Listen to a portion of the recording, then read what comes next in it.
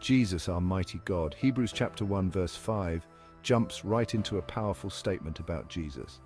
The writer wants to make it clear, Jesus is superior to angels. This isn't just a casual observation, it's a foundational truth.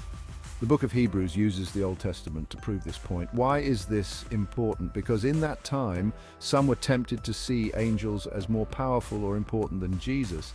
But Hebrews sets the record straight. Jesus, as God's Son, holds a position far above any angel. This section dives into the Old Testament. It unpacks two key verses, Psalm 2 verse 7 and 2 Samuel 7 verse 14. These verses aren't just about David, an earthly king. They point forward to Jesus, the ultimate king. By exploring these passages, we begin to grasp the true nature of Jesus' authority and his unique relationship with God the Father.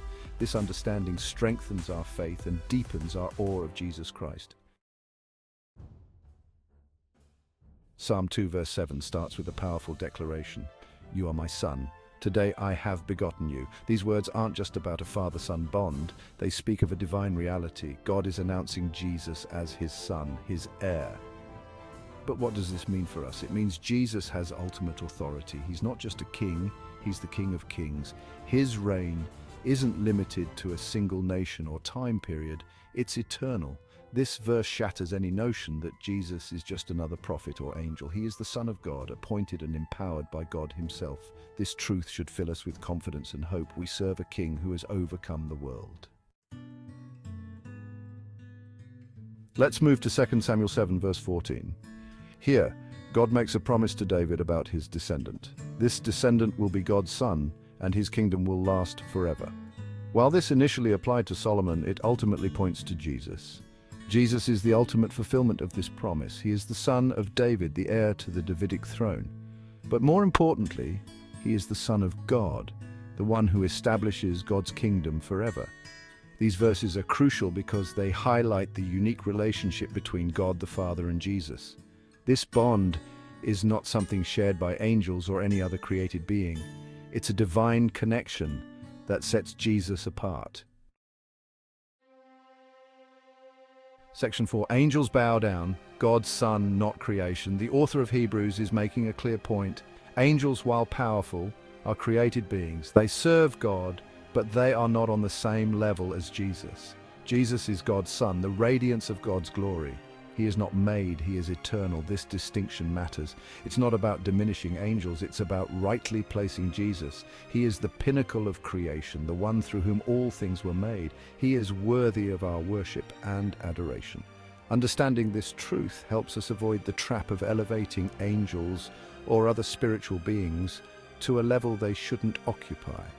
Our focus should always remain on Jesus, the author and perfecter of our faith. Section 5, your place, your Savior, understanding Jesus' supremacy. So what does this mean for us today? First, it should bring us incredible comfort. We have a Savior who is not only powerful, but also deeply connected to God. He understands our struggles because he lived as one of us. Second, it should challenge us to live lives of worship. If Jesus is who Hebrews chapter 1 verse 5 says he is, then our lives should reflect that truth. We should be eager to follow him, obey him, and make him known to others. Finally, it should give us hope. If Jesus has overcome the world, then we, as his followers, can face any challenge with confidence. We know that in him we have the victory.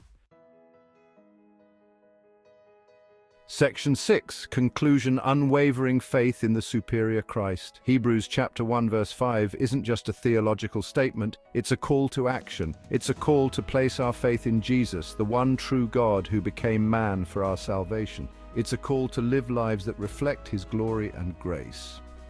Let us remember the powerful truths revealed in Psalm chapter 2 verse 7 and 2 Samuel chapter 7 verse 14.